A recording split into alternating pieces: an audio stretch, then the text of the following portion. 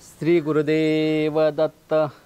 दत्तधाम सरकारमध्ये महाराष्ट्रातील सर्व दत्त भक्तांचे स्वागत आहे.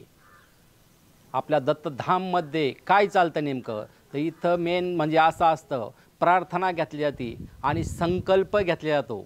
तो संकल्प लाईव्ह पण चालू असतो. दत्तधाममध्ये आलं तरच तुम्हाला फायदा होईल असं काही नाही. तुम्ही प्रार्थना घरूनसुद्धा करू शकतात, संकल्प घरूनसुद्धा करू शकतात. तसेच संकल्प आणि प्रार्थनेपासून काय फायदे होतात? तुम्हाला मानसिक आजार असन, घरातील काही समस्या असेल, घराच्या जागेमध्ये काही दोष असेल, तुमच्या शेतामध्ये काही दोष असेल, तुम्हाला काही करणीचा प्रकार असेल, तुमचा मुलगा शाळेत जात नसेल, तुमचा मुलगा मोबाईल खेळत असेल, तर त्या प्रार्थना आणि संकल्पापासून त्याची सुटका होत असते. निगेटिव्ह विचार पूर्णपणे जात असतात.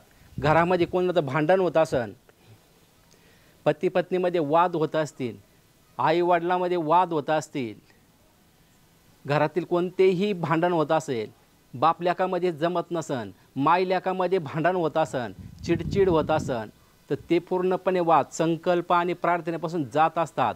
तसं दारू पिण्याची एखाद्याला इच्छा होत असते वारंवार. समोरचा गण म्हणतो दारू पिणार नाही पण मनावरती ताबा राहत नाही, तर प्रार्थना आणि संकल्प केला तर दारू पिण्याची इच्छासुद्धा उडत असते. आपली कोणतीही समस्या असेल तर प्रार्थना आणि संकल्पापासून सुटत असते. त्यासाठी दत्तधाममध्येच यायला पाहिजे असं काही नाही आहे. तुम्ही घरून प्रार्थना केली तरीही चालतं. प्रत्येक गुरुवार आणि रविवार सकाळी 9 ते 11 आपली प्रार्थना आणि संकल्प असतो. ज्या भावी भक्तांना इथं यायचं आहे, इथं जरी आले तर प्रार्थना आणि संकल्प करण्यासाठी 1 रुपयाही खर्च लागत नाही आहे. फक्त आपण जे प्रार्थना आणि संकल्प करतो त्यासाठी आपल्याला पितृदोष जरी असेल, काल सर्पदोष असेल किंवा नवग्रहापैकी एखादा दोष जरी असेल, तर प्रार्थना आणि संकल्प केल्यानंतर तो दोष जात असतो आणि आपल्या सर्व समस्यांचं निराकरण होत असतं.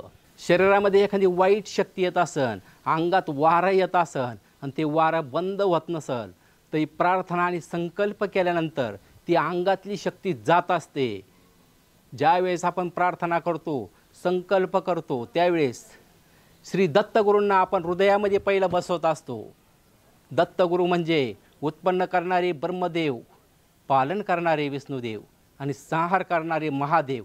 ही त्रैमूर्ती रूपाने आपल्या हृदयामध्ये बसत असतात. मग आपली प्रार्थना चालू होत असते.